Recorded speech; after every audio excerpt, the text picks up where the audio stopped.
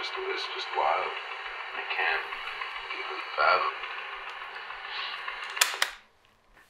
Yeah, this baby helped me through a lot.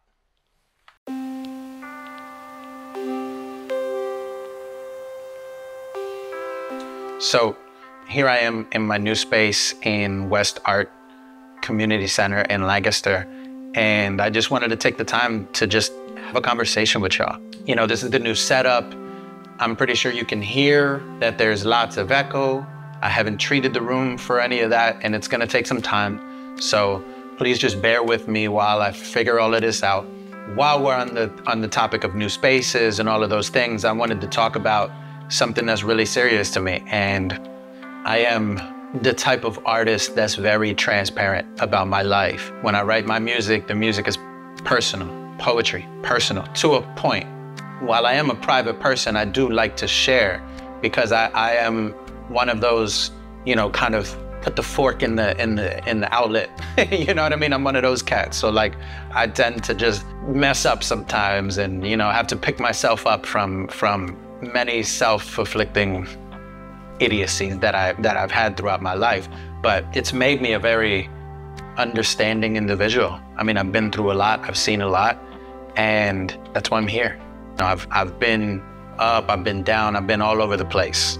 And I'm open about every single step. And something I wanted to share with you is, you know, first of all, I have this beautiful space. This is gorgeous. I'm in love with the space that I've curated and created with the help of my friends, with the help of my girlfriend. Like, I love this space. And so something that I wanted to share with y'all happened to me today.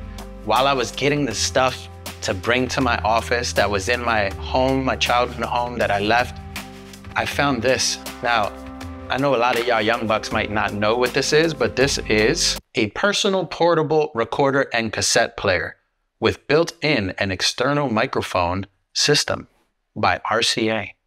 This was something that I used to jot down my notes and record my notes. And I found it the other day and I was like, there's a counter here. There's a little counter here. Now this counter has 3 numbers. And so it was close to 0. So I said, let me rewind it all the way back to 0. So I did, and I played it. Plug fucking extension cord going from his house to my house. It's jerry-rigged. It's all low energy shit, you know, so I'm crossing my fingers down. What the hell does that all even mean? 3 extension cords plugged all together, hoping that I don't burn his house down. Well, essentially what happened at this time when I recorded this, I got my electricity shut off. And there's 2 gentlemen on the block that I lived on in South Philly, 2 OGs. You know, you live in a place that's being gentrified. You always got the people that are new that you barely have any relationships with. And then you have the people that have been there for years that want to get to know everybody. And I'm the type of person that likes to get to know everybody. So these 2 OGs from the block, one was named June, the other one was named Feek. Loved them, loved them. They were amazing people. They are amazing people.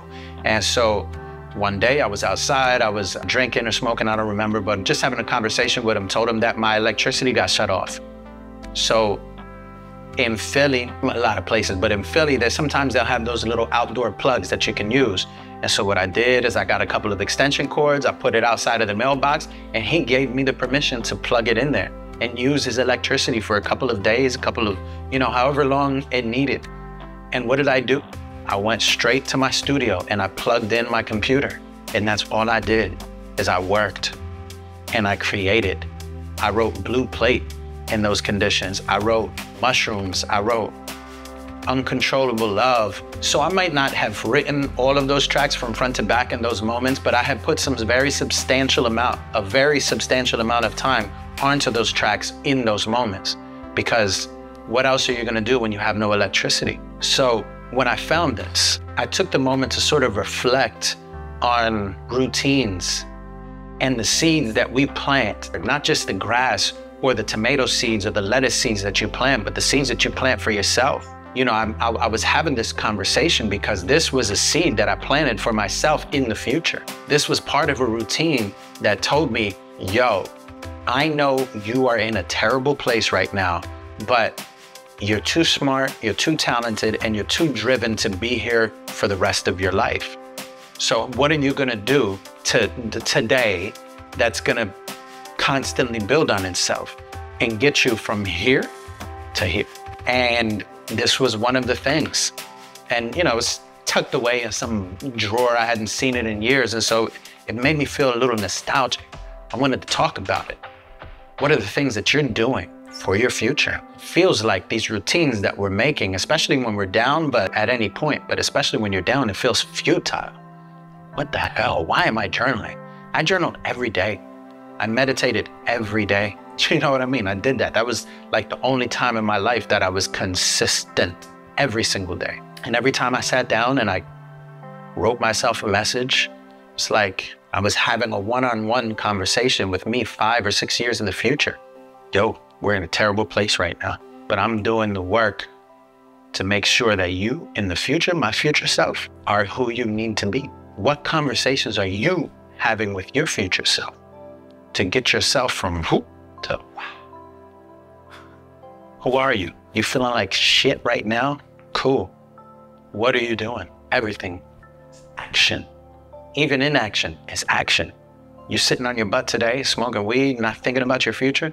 That's an action. It's fun to do, but eventually, what the hell is gonna come from it? And I'm saying this as an avid partaker. Please don't get me, I'm not judging you for it. I'm just speaking the real. This was something that I knew would get me out of a rut eventually. But the thing about being in a rut is that there's normally not just one thing that's gonna happen that's gonna be like, shit, I'm out. It tends to be a combination of things that move you in that direction. And it tends to take a long time. So if you're in that space now, I encourage you to keep going. If you're in that space and you don't know what the hell you're doing, just pick one thing and do it every day. And share that with me. I wanna know, what is something that you're doing in your routine that's helping you in your phase in life? What are you doing in your life that's helping you get from A to B? Maybe your routine looks way different than mine. I'd like to know. I ain't no expert, and nor do I claim to be. I'm just a cat that was here, that was in the dumps, and now I'm here, not in the dumps. I ain't the shit, but I ain't in the dumps. Let me know what y'all think.